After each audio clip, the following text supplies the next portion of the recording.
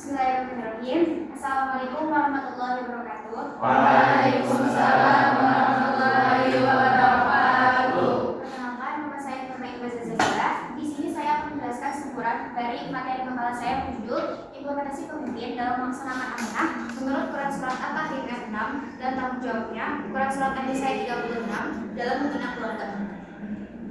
Jadi seperti yang kita tahu bahwa implementasi itu kan adalah menerapkan sesuatu yang sudah direncanakan. Artinya implementasi pemimpin itu adalah proses kewajiban seorang pemimpin untuk melaksanakan tugas, untuk melaksanakan peran dan juga nilai kebijakan dan tindakan nyata. Bukan cuma soal menyuruh aja, tapi juga harus dilakukan dengan tindakan nyata. Nah, amanah itu sebenarnya adalah tanggung jawab yang Allah berikan kepada seorang kepala keluarga untuk menjaga, untuk membimbing dan juga mengarahkan keluarganya. Bukan cuma memenuhi kebutuhan fisik, tapi juga memenuhi kebutuhan moral, ibadah, akhlak dan juga karakter keluarganya.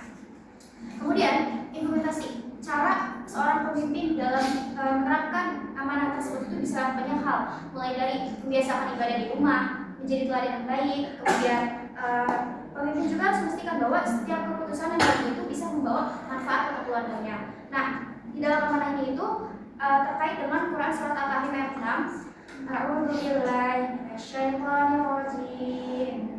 Bismillahirrahmanirrahim.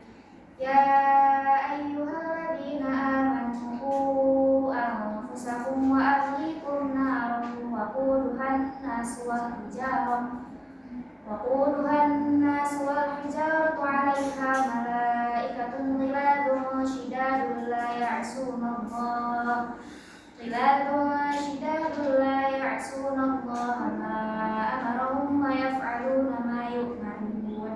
Bahwasanya ayat ini itu menegaskan kepada kita semua, terutama untuk kepada seorang pemimpin untuk menjaga diri dan keluarganya dari api neraka. Artinya seorang pemimpin itu harus benar-benar serius untuk membina iman, membina ibadah, bukan cuma memenuhi kebutuhan secara fisik, tapi juga secara spiritual dan juga akhlak. Kemudian ada nilai-nilai amanah yang harus diterapkan oleh seorang pemimpin sesuai dengan 4 sifat Rasulullah. Yang pertama itu sidik itu jujur. Yang kedua amanah itu bisa dipercaya. Yang ketiga itu tabligh, bisa menyampaikan suatu kebenaran, menyampaikan kebenaran dengan baik. Terus yang terakhir itu adalah Fatona itu bijak dan cerdas dalam mengambil suatu keputusan. Kemudian ada pengertian tanggung jawab. Tanggung jawab itu bukan cuma soal dalam urusan ibadah aja, tapi juga soal urusan sosial. Pemimpin itu harus ngajarin keluarganya untuk bersikap baik, bersikap sopan dan juga peduli terhadap lingkungan dan menghormati sekitar. Nah, cara menerapkannya dalam kehidupan sehari itu seorang pemimpin seperti kewajiban berbuat baik kepada orang tua. Misalnya seorang anak yang harus diajarkan untuk menghormati orang tuanya. Kemudian patuh selama tidak melanggar sebuah agama dan juga membantu pekerjaan rumah. Kemudian yang selanjutnya kepada tetangga itu seperti menjaga hubungan baik sesama tetangga, peduli terhadap lingkungan, ikut kegiatan sosial. Yang selanjutnya peduli terhadap lingkungan sosial.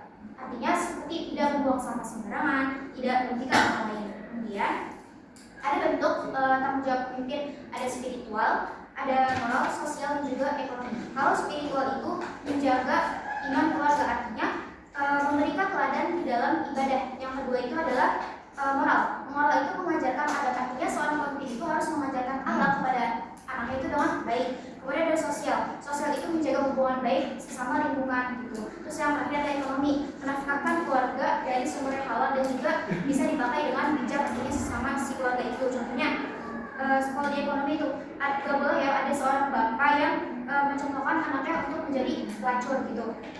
Kemudian, di dalam tanggung jawab ini tuh dia ada korelasinya di dalam Quran Surat An-Nisa ayat 36. A'udzubillahi minasyaitonirrajim. Bismillahirrahmanirrahim. Wa'budullaha wa la tusyriku bihi syai'an wa bil walidayni ihsanan wa bidil qurba wal yatama wal masakin wal jari bil qurba wal jaril junubi was sahibi bil jambi wa bani sabil wa ma malakat aymanukum innallaha la yuhibbu ma kana mukhtalan fakhura. Bahwasanya di ayat ini tuh Allah menyuruh kita untuk berbuat baik kepada orang tua, kepada tetangga, baik tetangga dekat maupun tetangga jauh. Kemudian menjadi pemimpin itu harus mengajarin keluarganya untuk bersikap baik kepada sesama di orang-orang sekitar.